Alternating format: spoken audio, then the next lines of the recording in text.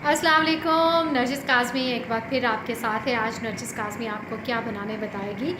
जी बिल्कुल, आप इसको गौर से देखिए। और ये मैंने होममेड टी ट्री ऑयल है, और इस टी ट्री ऑयल को मैंने किस तरह बनाना है उसके लिए आपको ये सारी वीडियो देखनी है, और उसके बाद आपने मुझे बताना है कि ये आपको कैसा लगा। तो इसका इस्तेमाल मैं आपको बता दूं कि मोस्टली ये चेहरे पे जो एक्नी और पिंपल्स हमारे हो जाते हैं, ये इसके लिए इस्तेमाल होता है। एक्नी पिंपल्स के लिए ख़ास तौर पर बेहतरीन है। इसके अलावा बहुत सी जल्दी बीमारियां जिसमें चेहरे पे फंगस का हो जाना, ज़ख्म का हो जाना, उसको ये ठीक करता है। लेकिन एक बात जहन में रखिएगा कि इस टी ट्री ऑयल को कभी भी अकेला इस्तेमाल ना करें, और ये बिल्कुल आपको एलर्जी करेगा। इसके अलावा एक आपने एलर्जी टेस्ट ज़रूर इसको इस्तेमाल से पहले ज़रूर करना है। वो इस तरह अपने कान के पीछे थोड़ा सा एक कतरा लगाकर यहाँ पर मसाज करके कुछ देर के लिए छोड़ दें, 24 आवर्स तक के लिए। कुछ देर के लिए नहीं, 24 आवर्स तक के लिए छोड़ दें। उसके बाद अगर ये आपको एलर्जी नहीं कर रहा तो ये बेहतरीन है। उसके अलावा जैसे कि मैंने आपको बताया कि आप इस टी ट्री ऑयल में कुछ चीज़ मिक्स करके, दूसरे ऑयल मिक्स करके आप अपने चेहरे पे लगाएं तो ये भी बेहतरीन है। इसके अलावा एक और चीज़ जहन में रखिएगा, एलोवेरा के साथ मिलाकर लगाने से आपके चेहरे के जितने भी एक्नी प्रॉब्लम्स है वो सॉल्व हो जाएगी। आपकी और कोई स्किन की प्रॉब्लम्स है वो सॉल्व हो जाएगी। तो जल्दी से मैं आपको दिखाती हूँ कि ये दिखता किस तरह। वैसे तो मैंने वीडियो में दिखाई, लेकिन एक दफ़ा फिर दिखा देती हूँ। ड्रॉपर में भरने के बाद ये आपको ऐसा दिखेगा, बिल्कुल ग्रीन ग्रीन सा, और ये बहुत ही ज़बरदस्त किस्म का ऑयल है। अब मैं आपको इसको लगाने का तरीका बताऊंगी कि सबसे पहले अगर तो आप इसको चेहरे पे अप्लाई कर अगर तो आप इसको चेहरे पर अप्लाई करें तो उससे पहले आप अगर चेहरे पे थोड़ा सा रोज़ वाटर आप लगा लें, ऐसे जैसे मैं लगा रही हूँ। ये देखिए, ये रोज़ वाटर है। आप इसको चेहरे पे थोड़ा सा रोज़ वाटर अप्लाई कर लें।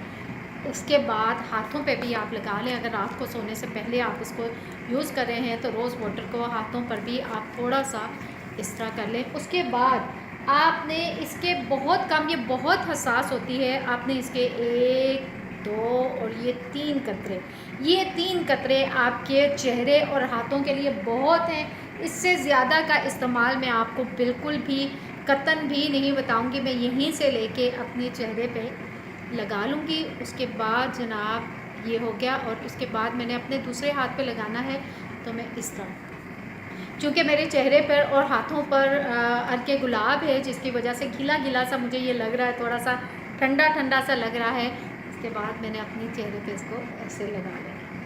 ये 2-3 कतरे आपकी स्किन के लिए बहुत काफ़ी हैं। सिर्फ 2 से 3 कतरे अर्के गुलाब स्प्रे करने के बाद आपने ये लगा लेना है अपने चेहरे पे। हम टी ट्री ऑयल बनाना शुरू करते हैं, और इसमें क्या क्या चीज़ें चाहिए। तो एज़ यूजुअल इसमें थोड़ा सा मैं फिर आपको यही कहूँगी कि आपने इसका इस्तेमाल, नारियल के तेल का इस्तेमाल बहुत कम करना है, क्योंकि ये जम जाता है तो फिर आपका एसेंशियल ऑयल जो है वो जम जाएगा। इसके अलावा कैस्टर ऑयल, करियर ऑयल्स हैं ये सब, और ये जनाब मेरा हो गया ऑलिव ऑयल।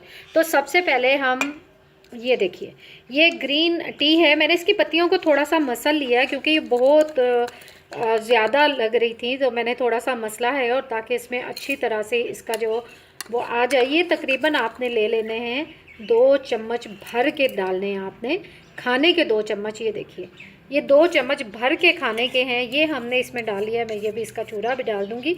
बहुत ज़बरदस्त किस्म का ओरिजिनल ऑयल जो है वो तैयार होगा। तो इसमें 1 चम्मच मैंने डालना है नारियल का तेल। मैंने आपको बताया नारियल का तेल ज़्यादा मत डालिएगा, क्योंकि ये फिर इसको जमा देगा। उसके बाद जनाब ऑलिव ऑयल है। आप थोड़ा सा, आप चाहें तो सिर्फ खाली ऑलिव ऑयल से भी बना सकते हैं, लेकिन आप चाहें तो मिक्स करके अगर ऑयल्स बनाएं तो वो ज़्यादा बेस्ट है। ये जनाब मैं इसमें डालूँगी तकरीबन 2 चम्मच भर के मैंने इसमें डाले हैं। आप और भी डाल सकते हैं। तकरीबन ये हो गया 2.5 या 3 चम्मच, 3 चम्मच, इससे ज़्यादा मत डालिएगा। और अगर आपने खाली से ही डालना है तो फिर इसमें आप कैस्टर ऑयल और दूसरी चीज़ें आप स्किप कर दीजिए। लेकिन मैं ये कहूँगी कि ये जो कैरियर ऑयल हैं इनकी अपनी भी अफादियत है, तो इन सबको डालने से इसका ज़्यादा अच्छा रिज़ल्ट आएगा। और ये मैं इसमें डाल दूँगी तकरीबन 3 ही चम्मच डाल दूँगी। ये देखिए, अब ये आपके सामने ऑयल जो है ये इस शक्ल में आ जाएगा। आप देख रहे हैं कि सारा इसमें डिप हो गया है। जितने भी ग्रीन टी है वो इसमें डिप हो गई है। तो अब इसको मैं कुकिंग मेथड से गुजारूंगी। अब मैं आपको मेथड नंबर 2 बताती हूँ। जो ड्राई चीज़ें हैं जैसे कि लवेंडर हो गया या फिर ग्रीन टी हो गई, अगर आपके पास ये ड्राइड शेप में है तो इसका मेथड नंबर 2 भी आप नोट कर लें। आप थोड़ा सा देगची में पानी लीजिए। आप देखिए ज़्यादा पानी आपने नहीं लेना और उसमें इस तरह ये बर्तन छोड़ दीजिए। बर्तन ऐसा हो जो कि बीच में एक तो डिप ना हो और बाहर से पानी डायरेक्ट इसके अंदर ना जाए। उसके बाद मैं इसको ढक दूंगी और आंच मैं शुरू में तो थोड़ी सी तेज़ करूंगी, ताकि ज़्यादा तेज़ भी नहीं करनी, फुल नहीं करनी, ताकि बॉयल होना शुरू हो जाए। बॉयल हो जाता है तो मैं इसकी आंच इतनी रखूंगी कि अंदर मुझे पता चलता रहे कि अंदर खुलाव हो रहा है। तो ठीक है, फिलहाल थोड़ी सी मैं आंच इसको बढ़ाती हूँ ताकि इसमें भाप पैदा हो, और जो भी भाप इस देगची के अंदर जाएगी, जो भी भाप इसके अंदर बनेगी वो सारी इस देगची के अंदर जाएगी। नीचे से सेक इसको मिलेगा और ऊपर से भाप मिलेगी, तो वो उसको एक नमी मिलेगी जिससे इसके जो एक्सट्रैक्ट्स।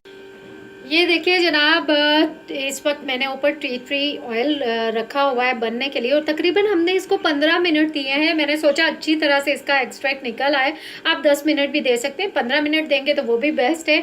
और उसके बाद आप देखिए चूल्हे की आंच कितनी धीमी, और इसके ऊपर मैंने ये वेट भी रखा हुआ है और ये मैं हटाऊँगी इसको, और साथ ही मैं इसका ढक्कन हटाऊँगी और आपको दिखाऊँगी कि इस वक्त ये किस तरह का लग रहा है। ये देखिए बड़ा खूबसूरत इसका कलर आया हुआ है, ग्रीन ग्रीन सा, आपको नज़र आ रहा होगा, बिल्कुल ग्रीन ग्रीन सा इसका कलर आया हुआ है। ब्लर हो गया है कैमरे का, बिल्कुल तैयार हो चुका है जी। अब आप देख रहे हैं कि चूंकि इसमें भाप डलती रही है जिसकी वजह से ये पत्तियां आपको थोड़ी थोड़ी सी गीली लग रही हैं, तो मैं फिर इसको चूल्हे पे थोड़ी देर के लिए पकाऊंगी। और मैं इस तरह पकाऊंगी कि इसमें जितना भी पानी है वो ड्राई हो जाए। और नीचे चूल्हा आप देखें कि बिल्कुल स्लो है, बिल्कुल बिल्कुल स्लो है, आधा जला हुआ आधा बुझा हुआ। और इसमें मैं उस वक्त तक पकाऊंगी जब तक मुझे यकीन ना हो जाए कि पानी इसमें ड्राई हो चुका है। तकरीबन इसको 5 मिनट लगेंगे, आपने 5 मिनट तक पकाना है। आप ये देख रहे हैं कि चूंकि इसमें पानी था तो हमारे टी ट्री ऑयल में इस वक्त झाग आनी शुरू हो गई है। तो जब तक ये झाग ख़त्म नहीं हो जाती मैं इसको पकाऊंगी, और ये थोड़ी देर में ही ख़त्म हो जाएगी। लेकिन चूल्हा देखें बिल्कुल मध्यम है, आधा जला आधा बुझा हुआ चूल्हा है। तो आप देख रही हैं आहिस्ता आहिस्ता ये झाग खुद ही गायब हो जाएगी। हमने इस झाग को गायब करना है। अगर ये झाग बीच में रही तो आपका ऑयल ज़्यादा अरसे तक नहीं निकाल सकेगा जी। अब आप देख सकते हैं कि हमारा जो ऑयल है वो इस वक्त रेडी हो चुका है। ये देखें सारी झाग इसमें बैठ चुकी है, कोई इसमें झाग नहीं है। अब ये मुकम्मल तौर पर हमारा टी ट्री ऑयल है वो इस वक्त रेडी हो चुका है। और अब मैं आपको इसकी दिखाती हूँ कि कैसी शक्ल आई है जी। हमारा ये टी ट्री ऑयल रेडी हो चुका है और थोड़ा सा ठंडा भी हो गया है। तो मैं आपको बताऊँगी छान के कि ये कितना तैयार हुआ है, जिसके लिए मैं इसको सारे को इसमें सारा टी ट्री ऑयल मैंने इसमें डाल लिया है और इस कपड़े में, और मैं इसको कपड़ छान कर लूँगी। इसको कपड़ छान के ना बोलते हैं। तो गरम गरम है, लेकिन ये है कि थोड़ा सा हाथ मेरा जल रहा है, लेकिन बहरहाल जी ये मैंने बड़े ज़ोर लगा के सारा इसमें से ऑयल निकाल लिया, लेकिन अभी भी इसमें ऑयल मौजूद है। और आप ये देख रहे हैं कि ये देखिए ये इसमें से जो निकले हैं, हमने जो इसका बाकी जो सारा इसमें से चूँकि ऑयल निकल गया है, बाकी मैंने जो डिबिया आपको बताई थी कि आप इसमें सेव कर लीजिएगा और इसके बाद मैं कोई भी चीज़ बनाऊंगी उसमें मैं यूज़ कर सकती हूँ। तो इसको अभी भी मैं इसको अच्छी तरह से निचोड़ लूँगी। अब ये आप देखिए, ये देखिए मेरे हाथों पे सारा ऑयल लग गया है इस साइड पे। ये देखें कितना खूबसूरत सा ग्रीन सा ये कलर आया है। मैं आपको अच्छी तरह से दिखाऊंगी। यहाँ पे देखिए कितना खूबसूरत सा ग्रीन का कलर आया। ये आपका टी ट्री ऑयल इस वक्त रेडी है।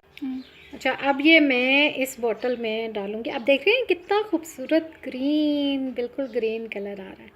ये सारा मैं इस बोतल में सेव कर लूँगी। बहुत खूबसूरत कलर है इसका, लेकिन चूँकि ये शीशे की बोतल है और मैं इसी वजह से इसमें ये ऑयल डाल रही हूँ।